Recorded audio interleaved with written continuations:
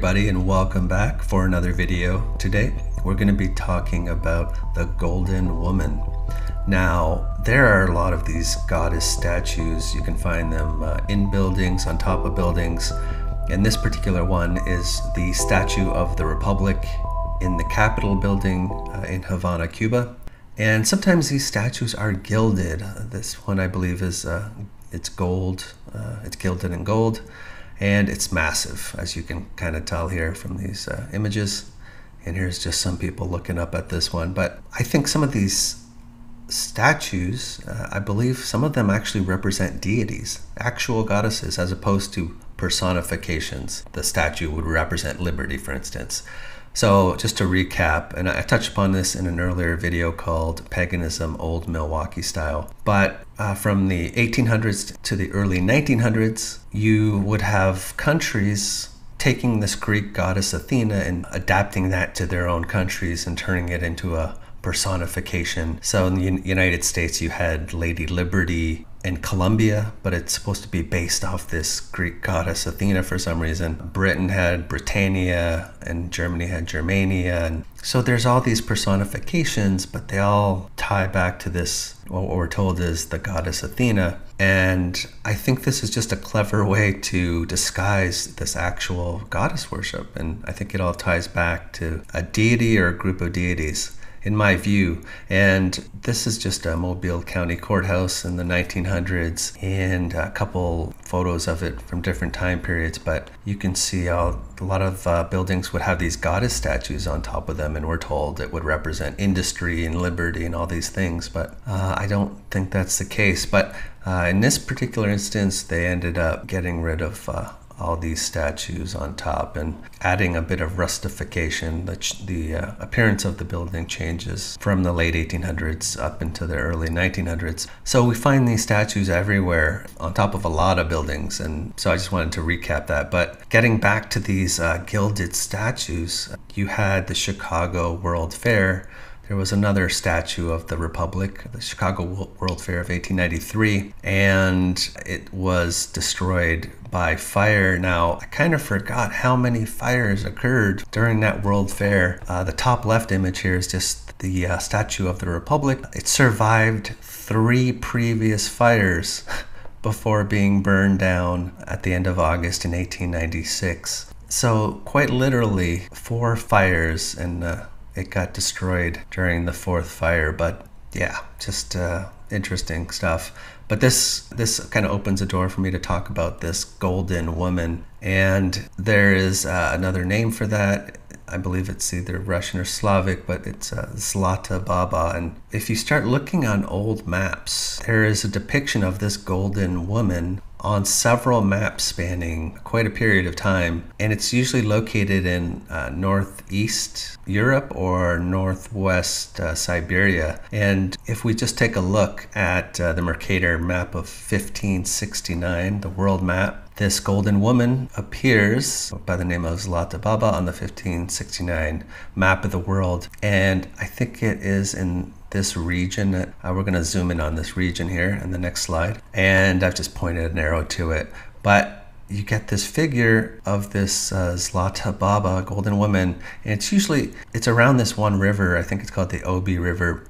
They'll have her in different locations, but it shows up in several maps. So this is the 1569 Mercator world map. There is a 1562 map of Russia by Anthony Jenkinson, and here's the Golden Woman, and we'll zoom in on that in the next slide. But yeah, the giant Golden Woman. Sometimes she's seen carrying a child, other times she's shown as being pregnant. But so let's go to another map.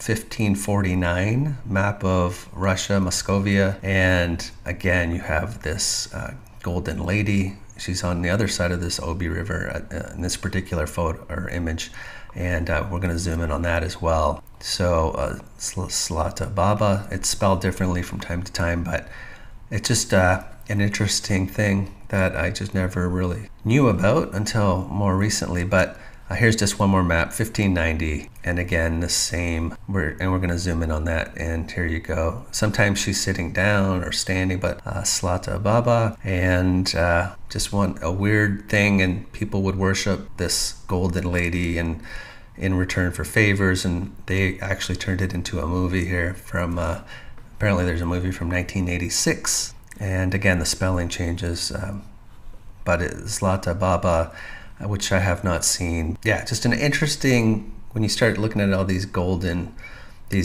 statues, these giant gilded statues, it just makes you wonder if there's any connection. Okay, let's take it back to North America for a second here, because there's a lot of gold gilded statues on top of these state capitol buildings as well. And this is just one example of that. The statue on top of the Wisconsin State Capitol building, which stands over 15 feet tall and weighs more than 3 tons. Now there's some interesting photos that show this particular statue being raised. In 1914, there was this press photo. I think the overall point of this video is that these goddess statues are really representing a deity as opposed to just like a concept like liberty or just representing a country. But this Commonwealth statue, there's another gilded statue on the top of the Pennsylvania State Capitol building, referred to as the Commonwealth statue, also nicknamed Miss Penn and the Spirit of the Commonwealth. But what's interesting with these larger statues on top of the Capitol buildings, when it comes time for them to be restored, to go through a restoration, they usually have to break out these air cranes, these helicopters, to take these statues, off the top of the domes, and then when they're finished restoring the statues, they place them back up, and they use these helicopters. So I understand it's a more efficient way to do it, but there's a lot that goes into it. So I would have been interested in seeing a more detailed display of how they did that, around the turn of the century. But I did come across a PDF that was talking about the preservation of the statue on top of the Pennsylvania State Capitol building. And they kind of show an interesting image showing this statue being put into place. And I'll let you be the judge of what you think of it, but I'm going to zoom in on this particular image here. And it just says that what we're looking at here, workers set the bronze Commonwealth statue into place atop of the dome in 1905. And this particular inset, which is zoomed here, just shows you a close-up of the statue, but I just wanted to show you that. But when you look into some of the background stories behind these statues, some of them have some interesting backstories, such as this Miss Freedom, which sits on top of the state capitol building of Georgia, and it also is pretty massive. But this particular statue was also restored at one point, and they brought out the air crane again. But when you look at the history of this particular statue, the statue's origin is vague, as the original documents pertaining to the construction of the state capitol and Miss Freedom were burned. So it's kind of a dead end. It's just one of the weird things that you'll run into. And there's another statue on top of the Montana State Capitol, referred to here as the Montana statue. But apparently, one day it just showed up at the Helena train station, and no one was quite sure where it came from. And I was reading up on it and came across information talking about how no one knew who commissioned her or where she came from for quite a period of time. So according to the official narrative, there was a commission set up, referred to as the First Capitol Site Commission, and they were charged with the contracting for the Capitol's construction. But I guess they planned to embezzle money or funds, and after being summoned to appear before a grand jury, one of the commissioners committed suicide and others burned the records. So again, you got these burned records, and so nobody knew anything about this statue. I guess until 2006, somebody came forward and said that I believe their grandfather had created the statue. And so there's an interesting story. But once again, just an interesting backdrop to some of these statues. But I think they represent deities, actually, actual goddess worship. And yeah, so that's kind of what I think. And there's some interesting construction photos for this particular state capital in Montana. But this is going to give me a good segue into talking about a phenomenon that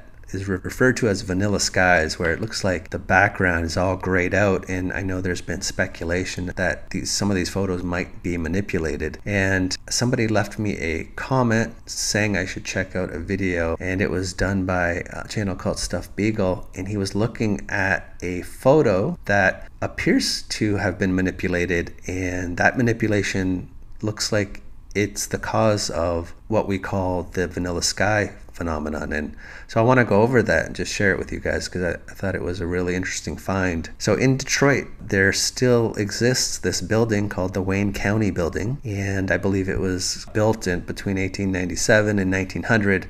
And this particular photo you're seeing, it was taken between 1902 and 1906. But when you kind of look in this section of the photo, you could see clearly a portion of it has been removed. And, you know, the background, once again, is typical of a lot of photos that we see, which appear to have these vanilla skies. So we're going to take a look at a version of this particular image that is larger in size, so it's going to give us more detail. But this building is not to be confused with Detroit City Hall, which was demolished in, I think, 1961 or 1962, somewhere thereabouts. But this building is actually only about 300 yards away from where this city hall was. So it's actually relatively close, but yeah, they're not to be confused with each other. So if you go to the Library of Congress website, and I'll leave a link to this, you can actually find this image, and you can find these more detailed versions of the file. There's one that's approximately 20 megabytes in size. So if you download that